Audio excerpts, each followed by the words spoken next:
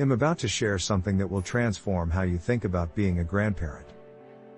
Distance doesn't have to mean disconnection. In fact, some of the strongest grandparent-grandchild relationships I've seen exist across thousands of miles. You might be wondering how that's even possible. How can you be a meaningful presence in your grandchildren's lives when you can't see them every day? When you can't pick them up from school or attend every soccer game? The answer lies in understanding something most people miss. Being present isn't about physical proximity. It's about emotional availability. And in today's digital age, that's more achievable than ever before. Let me paint you a picture. My friend Sarah lives in California while her grandchildren are in New York. She sees them maybe twice a year in person. Yet her grandson told his teacher that Grandma Sarah is his best friend. How did she do it? The secret is consistency over intensity.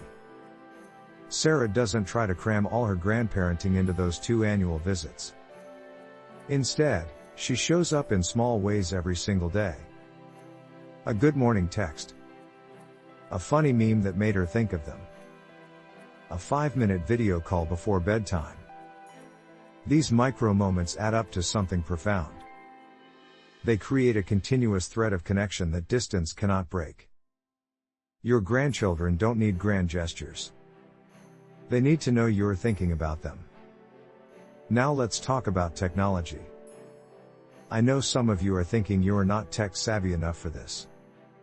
You're worried about learning new apps or figuring out video calls. But here's the truth. You don't need to master everything.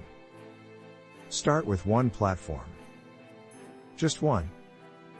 Whether it's FaceTime, Zoom, or WhatsApp, pick the one your family already uses. Learn that single tool well. The barrier to entry is much lower than you think. Video calls are game changers for long-distance grandparenting. But here's what most people get wrong. They treat video calls like phone calls with pictures. That's missing the entire point. Use video calls to do activities together. Read a bedtime story while your grandchild follows along with their own copy of the book. Have breakfast together even though you're in different time zones. Play simple games like I Spy or 20 Questions. One grandmother I know has a weekly baking session with her granddaughter. They both gather ingredients, turn on their cameras, and bake the same recipe together. They laugh at their mistakes. They compare their finished products. They create shared memories despite being 2 states apart. This brings me to the power of shared experiences. You cannot be physically present for every milestone. You'll miss some birthdays, some school plays, some first days of school. That's the reality of distance. But you can create your own traditions that belong only to you and your grandchildren. Maybe it's a monthly movie night where you both watch the same film and discuss it afterward. Maybe it's a summer reading challenge where you read the same books and compare notes.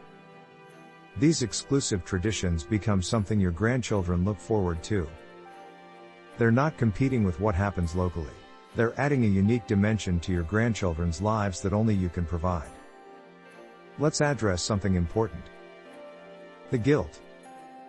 Many long-distance grandparents carry tremendous guilt about not being there in person.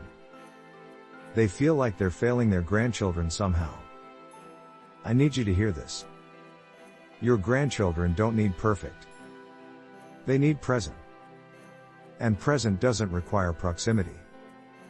What matters is that you're engaged, interested, and available in whatever ways you can be.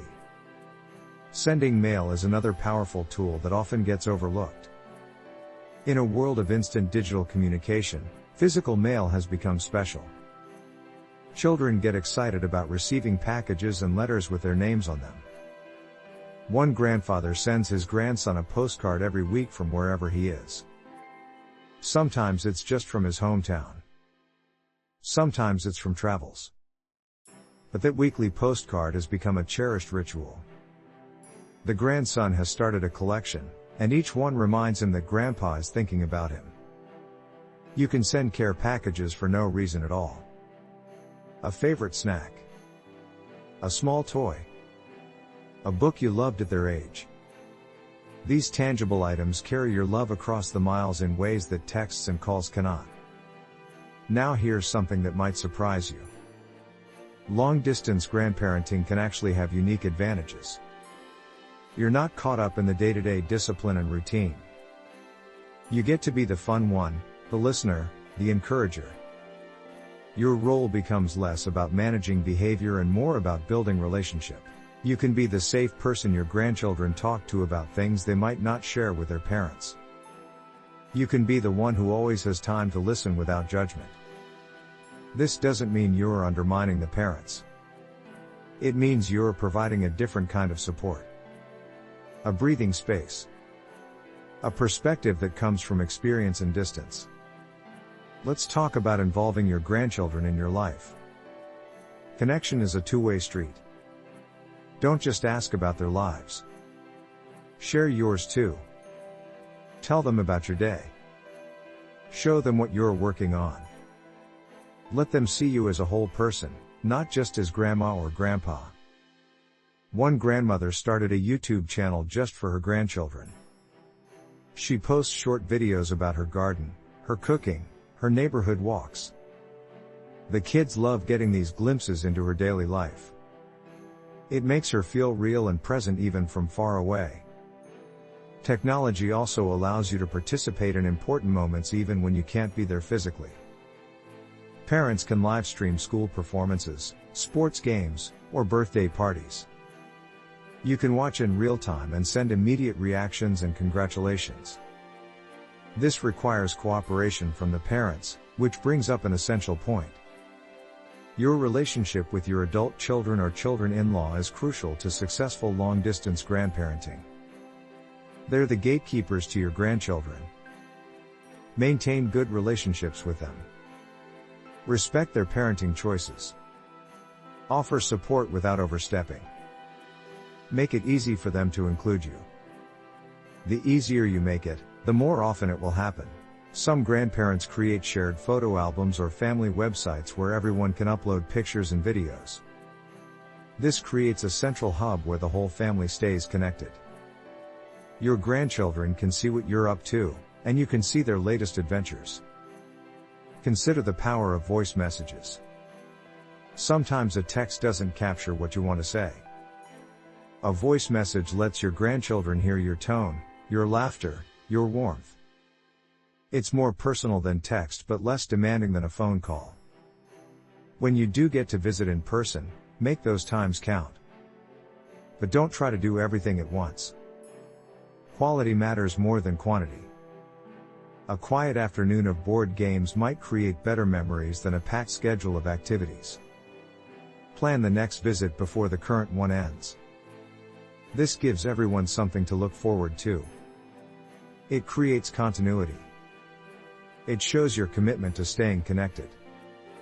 Here's something to remember about young children. They live in the present moment. If you're not physically there, you might worry they'll forget you between visits. This is where consistency becomes crucial.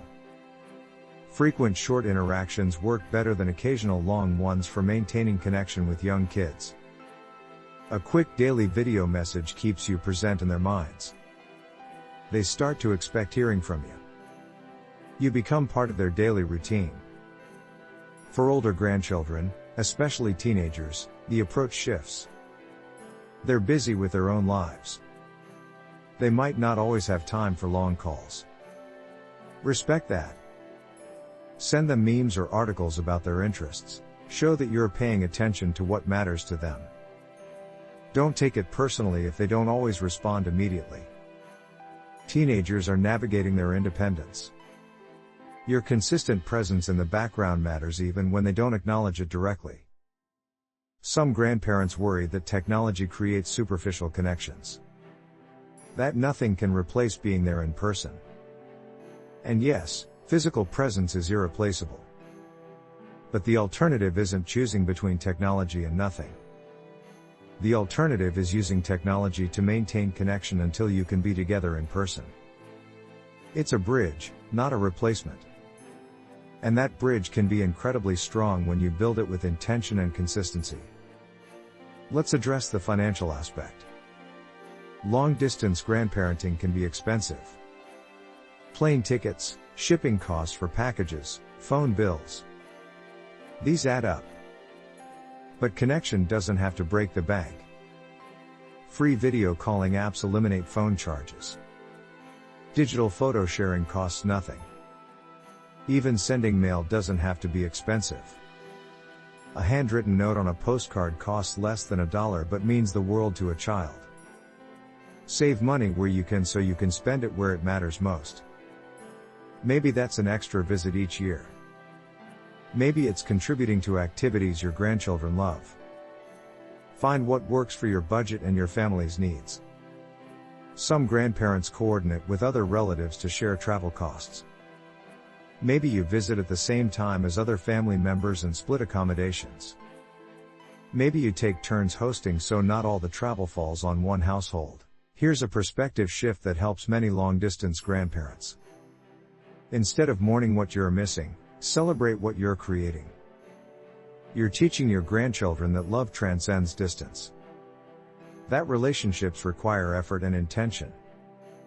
That family matters enough to work for it. These are valuable life lessons. Your grandchildren are learning that physical distance doesn't diminish emotional closeness. In our increasingly mobile world, that's a skill they'll use throughout their lives. You're also modeling adaptability and embracing technology. You're showing them that learning never stops. That you can teach an old dog new tricks.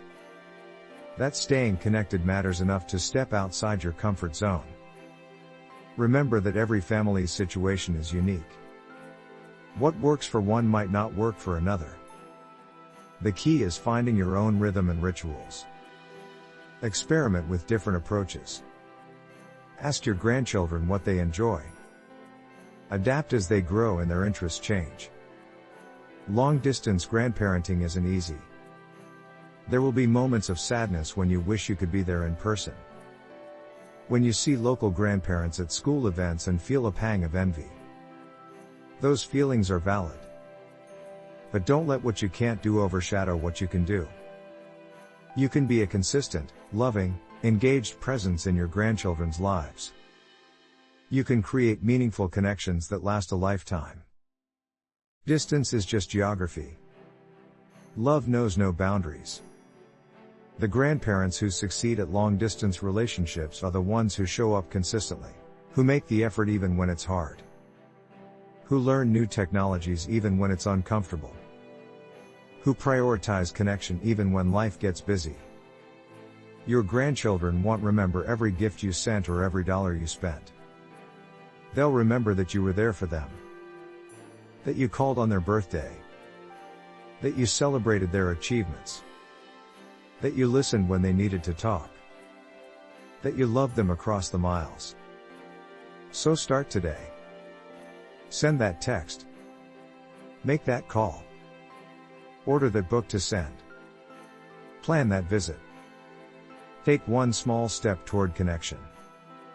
Then take another tomorrow. And another the day after that.